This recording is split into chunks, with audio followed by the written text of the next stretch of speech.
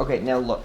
We've already tried to do this video 4 times and it sounded so pretentious. So let's do this in one take. Hey guys, I'm just turning on the camera. I think this is the most pretentious video because it's like us saying, we're healthy, we're fit. Here's how you can do the same.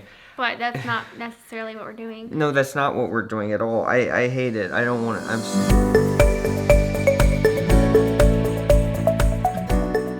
Okay, so first topic on the list. What kind of workouts do we do? What do you do? Jordan and I do different kinds of workouts. And we used to do them together because I was trying to motivate her to like get it because I knew that she wanted to, and it worked. I wanted to. Now you do it. And now I still don't want to, but I do it. So you do it now, I appreciate him pushing me. I use a book called Convict Conditioning. If you have gone down the rabbit trail, is that what they say? Rabbit hole. Thank you. Of like calisthenics. It always comes back to convict conditioning. It might be kind of gimmicky, I don't know, but it's basically a guy who supposedly was in prison and learned the ancient art of calisthenics, you know, and so then he wrote a book about it. It's probably not true, but I found the book very helpful when it comes to just progressive exercises. It's what I do, I guess, 6 days out of the week? Yeah, calisthenics means just body weight exercising, if you don't know.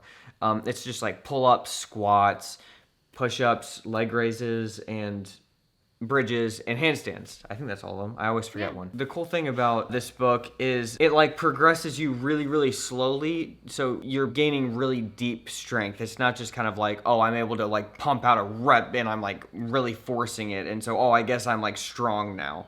It's more like very, very slow progressions, adding reps very slowly until you're able to do a one-arm pull-up.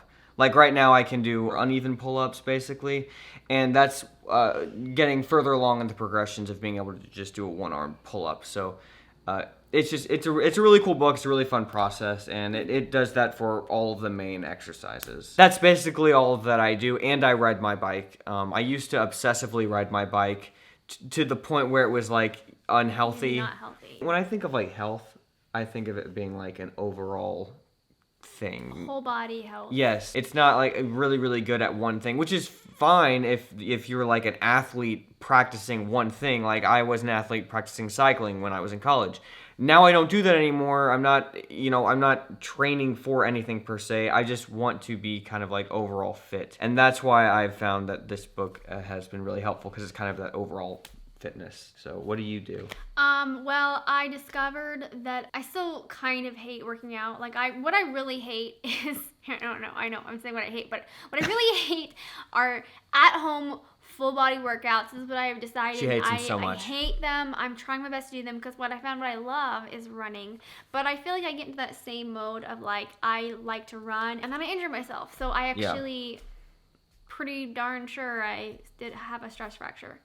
Had one. I don't think you don't anymore. It's healing up. Now I just have shin splints. Work in progress. She was training for a half marathon that she was going to run on her birthday, and then she got injured. That's kind of what I mean by just doing one thing over and over and over and over and over again. It's not necessarily like, when I think of fitness, I think of like you're kind of able to do anything at any given time, and you're like pretty good at it. You know what I mean? And so now I didn't want to just stop working out because I did that for a little while and then I was like, I got to do something. So I started kind of going into things that I don't like doing and trying to make myself like them. So I started like stretching and then also doing like full body workouts that are extremely low impact. And then lately I have found that my real weak point is like my core strength. And so I've been kind of focusing more on that, and I don't have to use my leg as much when I do that. And I feel like as I'm doing it, I'm seeing that I'm getting stronger. Oh like yeah, I'm you definitely are. Things that I used to like be like, wow, who can even do that? And I can do that. Right. So that's pretty motivating. I'm finding that slow building is keeping me from getting injured, and I'm getting to where I want to be eventually. So, but basically our goal tends to be when we're exercising is just like basically keeping our bodies healthy, and so that as we get older we don't lose range of motion and can't do stuff anymore.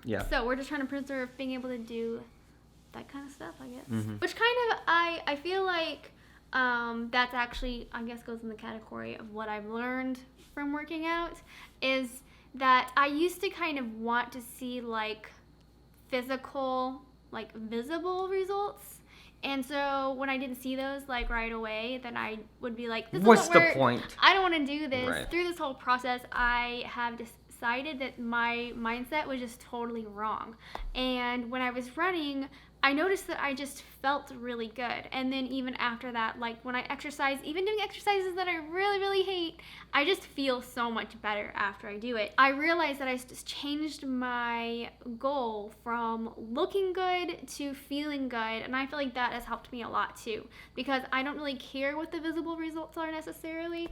I just know that I feel better, and so I keep doing it. Yeah. Well, so I guess the next topic is food. What do we eat? I took some. It's funny. It's like I open up the refrigerator and I'm like, Sarah, we have no food. What are we gonna eat for dinner? What are we gonna do? And then in like, we have food. And then in like 15 minutes, she busts out this like amazing meal that I was like, it sounds stupid, but just when you think of something that's healthy, that's kind of what we try and eat. We don't do any like special. This isn't a big diets. science. We're not gluten free. We're not paleo. We're not vegan. Right. We just kind of think. I cook a lot, so we don't do a lot of like packaged foods. Yeah, I guess that would be. be. Like I even usually right. make our salad dressings. So like that kind of stuff. So we try to eat. Because there's some sugar. weird stuff in salad dressings if you check that out. So basically, we just try to eat low sugar, or a reasonable amount. Right. Like, we're not. This is not obsessive. Right. Like, we're not. I used to be a little obsessive about this kind of stuff, and it leads to like an unhealthy mindset. So now it's like we just generally try to eat really healthy, and then if we eat some stuff here and there that's like not, quote unquote healthy, okay. we just. Yeah. And we try to also, we don't necessarily try, we just typically don't eat a whole lot of bread. It's not because we're gluten-free, it's just because I personally feel better when I don't eat a lot of bread. Yeah. So if we eat grains, it's usually oats for oatmeal. And rice. Yeah, so in the morning we'll always, generally now, always eat oatmeal. With, I really like goji berries.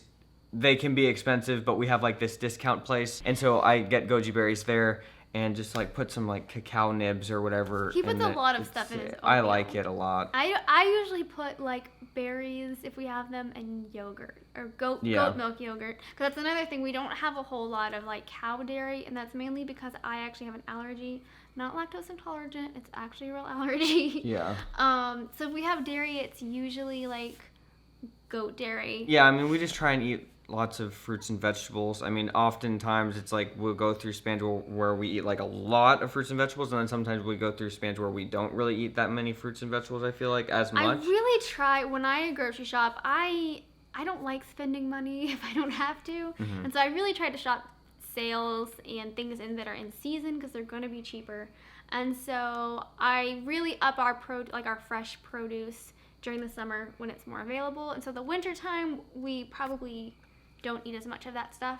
Right. Our go-to in the winter is frozen broccoli, and I usually just saute it in coconut oil, and that's how we eat it. That is really good. A lot of broccoli. To eat it that way. So basically, like, if it's we mostly eat stuff like that we would grow in our garden. So it doesn't mean we only eat stuff that comes out of our garden, but like today I made zucchini. That's something that we usually grow. But yeah, that's basically. But I don't really know what else to say. It's weird trying to describe the kind of food you eat when you eat it all the time, and it just seems like normal foods, like rice and beans and yeah, we eat a lot of beans things too, like that. I don't lots know. of soups. I like to make a big pot of soup or chili or something like that at the beginning of the week, and then I just have lunches all week long. So I love doing that. And also lately I've been into juicing. I have a pure juicer that I absolutely love, and that's been really fun process to learn and everything. It's a 2-stage juicer, so it's like very pure. It is really good juice. Yeah, it's good. I think for like final thoughts,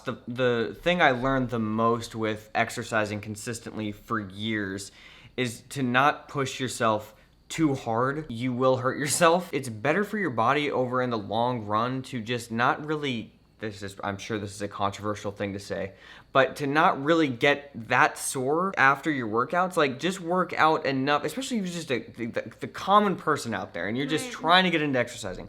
You don't have to just like go like they say. Just do something that's not easy, but pushes you a little bit, but that you're not going to be like crazy sore the next day. It's what's really helped me. Pushing yourself, but then knowing when enough is enough. Right, like you're thinking about the long game. You're not thinking about these little short results because you might get injured, especially if you knew you don't really know what you're doing. You might get injured, and then you set back a lot, and then you're not motivated, and then it's just that little incremental long-term game. So basically, I always think that doing something is better than doing nothing. So don't be discouraged if something's not progressing as quickly as you want it. Right. And just make sure that you have a healthy mindset and healthy goals. Yeah. I think that's probably about it. So thanks for watching, guys. I hope this wasn't too pretentious. I don't think whatever. so. All right, see ya.